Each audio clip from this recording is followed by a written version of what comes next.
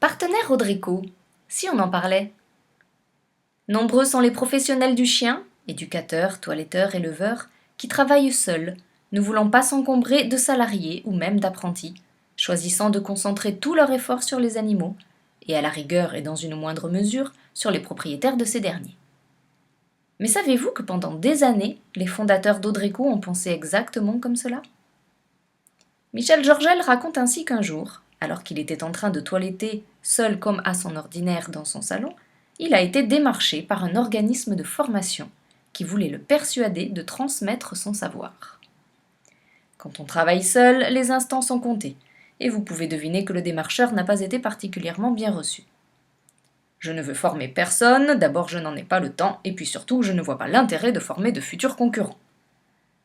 Pas du tout démonté, l'interlocuteur a alors posé cette question. Avez-vous déjà pensé que tôt ou tard, un jour ou l'autre, vous voudrez vendre votre affaire? Notre professionnel solitaire débutait. Alors vendre son affaire, voilà qui lui parut un objectif bien lointain. Un objectif lointain? Qu'en savez-vous? Il y a longtemps déjà que je visite vos collègues, et cela m'a appris un certain nombre de choses. Et l'une d'entre elles, c'est qu'attendre pour mettre en vente, d'avoir envie de vendre, ou pire, d'avoir besoin de vendre, c'est presque la certitude de vendre moins bien ou mal. Une affaire ne se vend jamais mieux qu'à une personne qui vient vous solliciter par hasard. Acheter ou vendre, c'est toujours la même règle. Il revient à celui qui a le plus envie de perdre le plus d'argent. Un conseil gratuit, soyez prêt à vendre tout au long de votre exercice professionnel. Et il faut donc être prêt à vendre dès le lendemain de son installation. Et le représentant de l'organisme de formation d'enchaîner. Maintenant, savez-vous qui peut être l'acheteur d'une entreprise de service auprès des animaux telle que la vôtre? À cette époque, Michel Georgel toilettait dans la journée et donnait des cours d'éducation canine en soirée, comme c'était souvent le cas alors pour les éducateurs. Eh bien, sachez que paradoxalement, ce ne sont pas prioritairement des investisseurs disposant d'un capital conséquent. En effet, dans 75% des cas, les entreprises sont achetées par des salariés ou des apprentis de la profession. Difficile à croire. Et il y a mieux encore. Une entreprise sur deux est rachetée par un salarié ou un ancien apprenti de cette entreprise. Mais ce n'est pas tout. Il reste donc 25% de ventes qui se font à des gens extérieurs à la profession. Mais même alors, la vente ne se fait que si l'acheteur a le sentiment qu'une équipe ou au moins un salarié est réellement attaché à l'entreprise. Seul un acheteur sur 10 achète sans cette précaution. Autrement dit, seule une entreprise sur 10 est rachetée par une personne étrangère à la profession, et sans la garantie d'un salarié attaché à cette entreprise. Admettons que vos chiffres soient exacts, mais pourquoi cela devrait-il conduire un professionnel à s'occuper de la formation? Pour une raison toute simple. Si la majorité des professionnels renoncent à former, le bilan est sans appel. La majorité des entreprises ne seront pas revendues parce qu'elles n'auront pas d'acheteurs. Ou dit autrement, les personnes en formation aujourd'hui peuvent très bien ne même pas s'en douter, mais une partie de celles-ci seront les investisseurs de demain. Une argumentation difficile à contester. Une profession qui cesse de former se condamne elle-même à disparaître. D'autant plus qu'aujourd'hui, les chiffres sont toujours les mêmes, ils n'ont pas varié. Or, de ce point de vue, la réalité professionnelle pose de réels problèmes. Commençons par l'apprentissage. L'apprentissage, politique et journalistes n'ont que cela à la bouche, avec toujours en contrepoint la référence allemande. Seulement voilà, tous les professionnels aguerris l'ont expérimenté.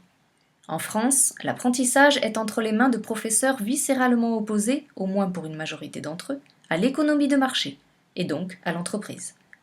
Ce ne seront donc certainement pas les meilleurs formateurs de jeunes cerveaux d'apprentis. Et l'expérience le montre, de la signature d'un contrat au tribunal des prud'hommes, le chemin se trouve parfois bien court. Pendant longtemps, l'apprentissage s'est trouvé en concurrence avec des formations privées qui utilisaient le contrat de professionnalisation, une concurrence assez rude qui contraignait tous les acteurs à multiplier les efforts. Malheureusement pour notre métier, les partenaires sociaux de la branche ont tout fait pour faire à peu près disparaître le contrat de professionnalisation et son utile compétition. Quant aux salariés, les entreprises des métiers de service auprès des animaux sont comme toutes les autres entreprises artisanales en France, très mal armées pour embaucher. La vente de nos prestations ne nous permet pas de faire face aux salaires et aux charges, et donc encore moins aux inévitables difficultés liées au contrat de travail, ce que l'on appelle le risque social. Sans apprentis, sans salariés, où va notre métier? Reste la formation. Mais dans notre pays aux réglementations multiformes, monter une action de formation n'a rien de simple. Il faut pouvoir justifier d'un enseignement et de cours théoriques, il faut pouvoir monter un plan de progression, des modes de validation, il faudra remplir des dossiers, il faudra respecter en permanence des lois et des règlements qui ne cessent d'évoluer, au point que l'observation de ces seules évolutions occuperait presque une personne à temps plein. Cependant, il existe au moins une piste. Devenez partenaire Audreco. Vous voilà déchargé non seulement de toutes les préoccupations de l'enseignement théorique, mais aussi de toute la mise en place et du suivi réglementaire. De nombreuses formules peuvent vous être proposées et l'une d'entre elles au moins est susceptible de vous convenir. C'est qu'en effet, former est un acte altruiste qui va dans le sens de l'intérêt général. Mais il serait hypocrite de ne pas reconnaître que dans tous les cas, de manière directe ou indirecte, cela sert aussi les intérêts du formateur. Tout d'abord, on ne sait vraiment que ce que l'on est capable d'enseigner. Prétendre montrer ce que l'on sait faire oblige à y réfléchir, à plus ou moins se remettre en cause, à s'interroger sur sa propre pratique. C'est incontestablement une occasion d'approfondir et de progresser. D'ailleurs, les personnes que l'on forme doivent être invitées à ne pas rester passives, mais au contraire à poser des questions, interpeller, s'étonner, voire suggérer. Elles deviennent alors à leur tour un facteur d'évolution pour l'entreprise. Elles sont en outre, de manière directe ou indirecte, une animation, par leur seule présence. Et cette animation est toujours appréciée par la clientèle. De nouvelles présences favorisent l'animation commerciale.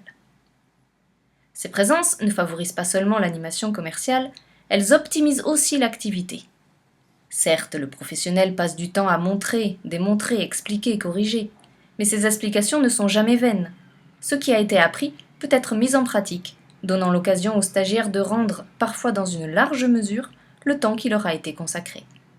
Un échange véritablement gagnant-gagnant qui profite à tous.